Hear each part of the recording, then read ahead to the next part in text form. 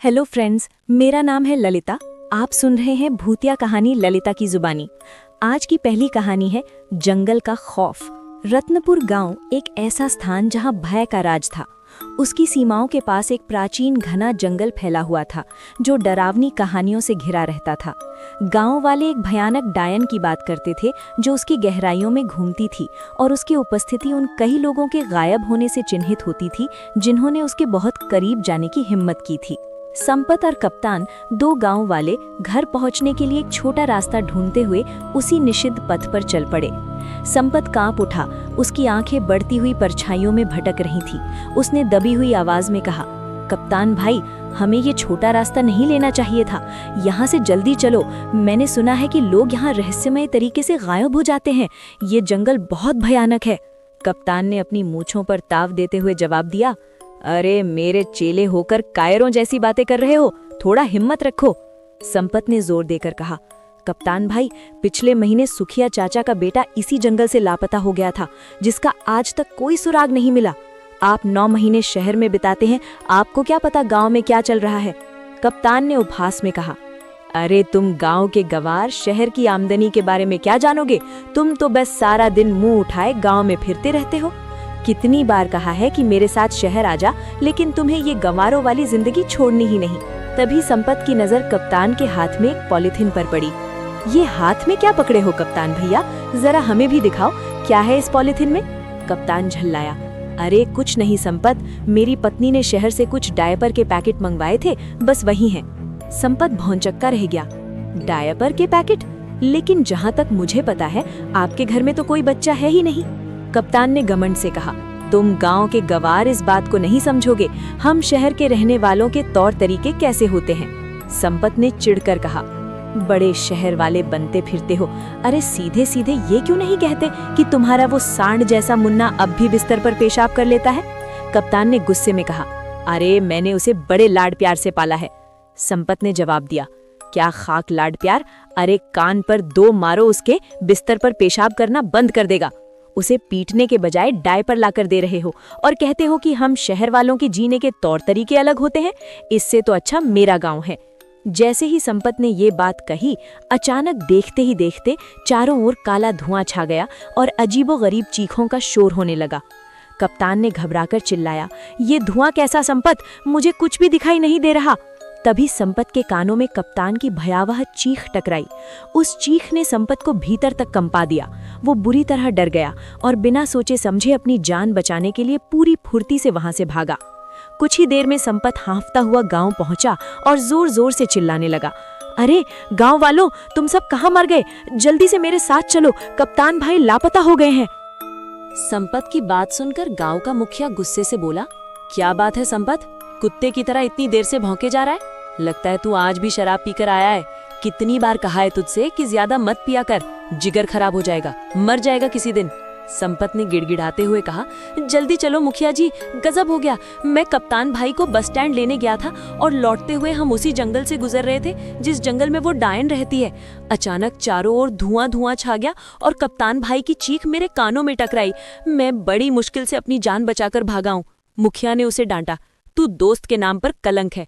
अपने जिगरी दोस्त को, जिसे तू अपना गुरु मानता है, उसे अकेला छोड़कर भाग आया और हम सब गांव वालों को निकम्मा बोल रहा है। संपत ने अपनी बात दोहराई, अरे तो क्या करता, मैं भी उस डायन का शिकार हो जाता। हाँ, मुखिया ने जवाब दिया, अगर मैं तेरी जगह होता मैं अपने दोस्त का साथ कभी नहीं छोड़ता, भले ही मुझे उसके लिए अपनी जान ही क्यों ना देनी पड़ती। संपत ने तीखे स्वर में कहा, मुखिया जी, अब मेरा मुंह मत खुलवाओ, सब जानता हूं मैं। पिछली बार जब रतन चाचा का बेटा उस डायन का शिकार बना था, तब आप ही उसके साथ थे, मुझे सब पता है। लेकिन आपसे कोई सवाल नहीं कर सकता क्योंकि आप इस गांव के मुखिया जो ठहरे। संपत ने ये बात बोली ही थी कि तभी कप्तान हांफता हुआ वहां आ गया और गुस्से से संपत से बोला, अबे साले, जब तेरे जैसे दोस्त मेरे पास हो तो फिर मुझे दुश्मनों की क्या जरूरत है, मुझे अकेला छोड़कर भाग आया तू। संपत आश्चर्यचकित था, अरे कप्तान भाई, तुम सही सलामत वापस आ गए। मैं तो समझा कि तुम्हें डायन ने पकड़कर मार दिया। मैंने अपने कानों से तुम्हारी चीख जो सुनी थी। कप्तान ने डींग मारी, हाँ, मुझे उस डायन ने पकड़ लिया था, मगर जैसे ही उसने मुझे पकड़ा, मैंने एक जोरदार मुक्का उसके मुंह पर मार दिया और वहां से भाग आया। मैं उस डायन से लड़कर आ रहा हूँ और तू डर कर भाग गया। संपत ने व्यंग्य किया, बड़े बहादुर बनते फिरते हो कप्तान भाई। अगर इतनी ही बहादुरी थी तो फिर चीखे क्यों? कप्तान ने खींच कर कहा। अबे अगर कोई अचानक से पीछे से पकड़ लेगा तो चौंक कर तो अलग से चीख ही निकलेगी ना। मुखिया ने दोनों को शांत किया। अब तुम दोनों लड़ना बंद करो। गांव में न जाने कितने लोग उस जंगल से लापता हो गए हैं। हमें इस समस्या का समाधान जल्द से जल्द करना होगा। मुखिया ने कप्तान की ओर देखा। कप्तान, तुम ही पहले ऐसे व्यक्ति हो जो उस डायन के चंगुल से सही सलामत वापस आ गए हो। इसका मतलब तुम में उसका सामना करने की हिम्मत है। तुम ही हमें उस डायन से छुटकारा दिला सकते हो। कप्तान ने झल्लाते हुए कहा। मेरा दिमाग खराब हो गया है क्या? अगर मैं जिंदा बचकर आ गया तो आपको क्या लगता है तुम्हारे पानी भरकर चढ़ाने से मैं क्या चढ़ जाऊंगा? मैं तुम्हारे झांसे में नहीं आने वाला। जाओ, जाकर कोई और बकरा ढूंढो। इतना कहकर कप्तान वहां से चला गया। मुखिया ने संपत की ओर देखा। संपत ने तुरंत हाथ जोड़ लिए। दिमाग खराब हो गया मुखिया जी, मैं तो खुद ही बड़ी मुश्किल से जान बचाकर आया हूँ। आप गांव के मुखिया हो, गांव वालों ने तुम्हें चुना है, तो तुम क्यों नहीं उस डायन से सामना करने के लिए जाते? मुखिया ने पलटवार किया। अबे अगर मैं इस गांव का मुखिया हूँ तो क्या मैं अपनी जान गंवा दूं? मुखिया ने इतना बोला ही था कि तभी एक बेहद बूढ़ा व्यक्ति जिसकी उम्र करीब 100 साल के आसपास थी, लाठी पकड़े हुए लड़खड़ाता हुआ वहां आ गया और कांपती आवाज में मुखिया की ओर देखकर बोला। बूढ़े ने हांफते हुए कहा, चिंता मत कर, मैंने टेलीफोन के जरिए एक बहुत पहुंचे हुए साधु को उस डायन के बारे में बता दिया है। आज रात वो आने वाला है। देखना वो साधु अपनी शक्ति से उस डायन को जलाकर राख कर देंगे। हाँ। अचानक वो बूढ़ा खांसने लगा, उसके हाथ से लाठी छूट गई और वो गिर गया। उसे गिरता देख मुखिया ने गुस्से में संपत की ओर देखकर बोला, अबे देखता क्या है, उठा इसको। संपत ने बुदबुदाया, ये झुमरी के परदादा भी ना, जब इनसे चला नहीं जाता तो फिर ये घर से बाहर निकल कैसे आते हैं? तभी अपने परदादा को ढूंढती हुई झुमरी वहां आ गई। संपत ने झुमरी से कहा, ये तुम्हारा परदादा है ना, इन्हें घर के अंदर बंद करके रखा करो। झुमरी ने संपत से जवाब दिया, हर बार इन्हें घर पर बंद करके बाहर जाती हूँ और पता नहीं कैसे दरवाजा खोल लेते हैं। सैकड़ों बार गिर चुके हैं, मगर मजाल है कि इनकी पसली में जरा सा भी कोई मामूली फ्रैक्चर हुआ हो। संपत ने आश्चर्य से कहा, पता नहीं क्या खाया होगा इन्होंने जवानी में। झुमरी अपने परदादा को लेकर वहां से चली जाती है। रात का समय था। एक साधु रतनपुर गांव के उसी जंगल से शॉर्टकट रास्ते से निडर होकर चला जा रहा था। तभी अचानक देखते ही देखते काला घना धुआं उठने लगा, जिसने जंगल को अपनी आगोश में ले लिया। मगर साधु निडर होकर वहीं खड़ा रहा, अपने चेहरे पर एक अजीब शांति लिए। कुछ देर बाद धुआं छट गया। साधु के सामने एक बेहद भयानक चेहरे वाली डायन खड़ी हो गई। उसकी आंखें अंगारों सी दहक रही थीं। डायन ने कर्कश आवाज में कहा, क्या तुझे पता नहीं, यहाँ जो भी आता है जिंदा बच के नहीं जाता? साधु ने गंभीरता से जवाब दिया, हाँ जानता हूँ, न जाने कितने लोगों की जान ली है तूने, लेकिन अब तेरा अंतिम समय आ गया है डायन, क्योंकि मैं तुझे अपने मंत्रों की शक्ति से भस्म कर दूंगा। डायन ने ठहाका लगाया, कोशिश करके देख ले। इतना बोलते ही साधु ने मंत्र पढ़कर उसके ऊपर फेंकने लगा। ओम क्लीम चामुंडाय नमः, ओम क्लीम चामुंडाय नमः। मगर साधु के मंत्रों का उस डायन पर जरा भी असर नहीं हुआ। साधु हक्का बक्का रह गया। ये कैसे हो सकता है? इस पर तो मेरे मंत्रों का असर ही नहीं हो रहा है। डायन जोर जोर से हंसने लगी। उसकी हंसी जंगल में गूंज रही थी। साधु बुरी तरह से डर गया। उसके चेहरे पर मौत का भय स्पष्ट झलक रहा था। वो डर कर रत्नपुर गांव की ओर भागा और गांव पहुंचते ही बेहोश होकर गिर पड़ा। अगले दिन साधु की जब आंख खुली तो उसे गांव का मुखिया और सारे लोग घेरे हुए बैठे थे। संपत ने व्यंग्यात्मक लहजे में पूछा, कहीं तुम वही साधु तो नहीं जो डायन से हमें मुक्ति दिलाने आए थे? साधु ने हाँ में जवाब दिया। हाँ, मैं वही साधु हूँ। कप्तान ने पूछा, लेकिन तुम तो यहाँ बेहोश पड़े हुए हो, क्या तुमने डायन को खत्म कर दिया? साधु ने शर्मिंदगी से सिर झुका लिया। वो डायन उम्मीद से ज्यादा ताकतवर निकली। मेरे मंत्रों का उस पर कुछ भी असर नहीं हुआ। संपत ने कटाक्ष किया, ये क्यों नहीं कहता कि तू एक पाखंडी साधु है? साधु ने अपमानित महसूस करते हुए कहा, तुम मेरा अपमान कर रहे हो। संपत ने मजाक उड़ाया, अरे जाओ बाबा, डायन के सामने जब भाग रहे थे तब अपमान नहीं हुआ था। साधु ने पूछा, तुम्हें कैसे पता कि डायन के सामने मैं भाग रहा था? संपत ने उसकी शक्ल की ओर इशारा करते हुए कहा, तुम्हारी शक्ल बता रही है। तभी एक पागल व्यक्ति वहां आकर गुस्से से बड़बड़ाने लगा, तुम सब डरपोक हो, आज रात मैं उस डायन का खात्मा कर दूंगा। मुखिया ने उसे देखकर कहा, अरे अब ये पागल फिर से यहाँ पर आ गया, भगाओ इसे। संपत ने पागल से पूछा, अबे पागल, कौन है तू? पिछले कुछ दिनों से तूने हम सबका जीना हराम कर रखा है। आज तुझे बताना ही पड़ेगा कि तू कहाँ से आया है। मुखिया ने संपत को रोका। पागल हो गया है क्या? वो एक पागल है, वो तुझे कैसे बता सकता है कि वो कहाँ से आया है? उस बेचारे को तो अपना ही होश नहीं है। वो पागल बड़बड़ाता हुआ वहां से चला गया। कप्तान ने कहा, देखना मुखिया जी, मुझे लगता है आज रात इस पागल की आखिरी रात है। संपत ने हामी भरी, सही बोल रहा है तू, ये मरेगा साला आज।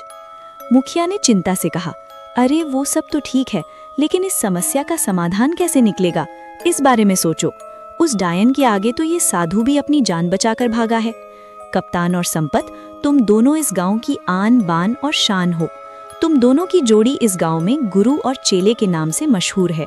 आखिर तुम दोनों इस समस्या का समाधान क्यों नहीं निकालते? कप्तान ने जवाब दिया, क्योंकि हम कोई तांत्रिक नहीं है मुखिया जी।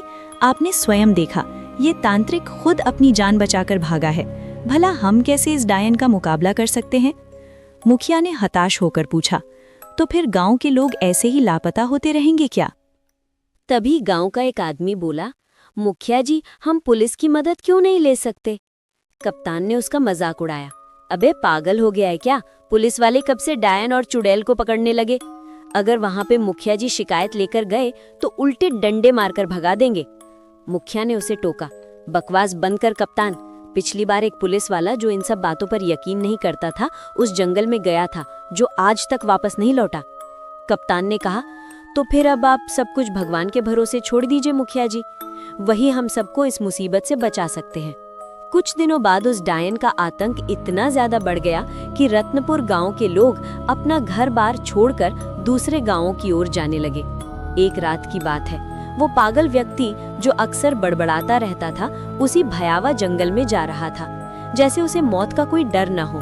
तभी अचानक एक काला घना धुआं उठा, जिसने उसे चारों ओर से घेर लिया। उसमें से वही भयानक डायन निकलकर प्रकट हो गई। उसकी आंखें क्रोध से चमक रही थीं। डायन ने पागल की ओर देखकर एक कर्कश आवाज में कहा, जंगल में मुझे सिर्फ इंसानों का मांस अच्छा लगता है, पागल का नहीं। पागल ने उसकी बात सुनकर एक अजीब हंसी हंसी।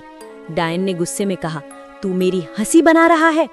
पागल ने जवाब दिया, सच तो ये है कि तू डायन है ही नहीं, अगर डायन होती तो मुझे मार देती। पागल ने इतना कहा ही था कि डायन ने उस पर झपट्टा मारा और उसे दबोच लिया। अचानक उस पागल की आंखों के सामने अंधेरा छाता हुआ महसूस हुआ। कुछ देर बाद जब उसकी आंख खुली तो उसने अपने आप को जंगल की एक बंद काल कोठरी में पाया। वहां रत्नपुर गांव के वे सारे लोग मौजूद थे जो लापता हो गए थे।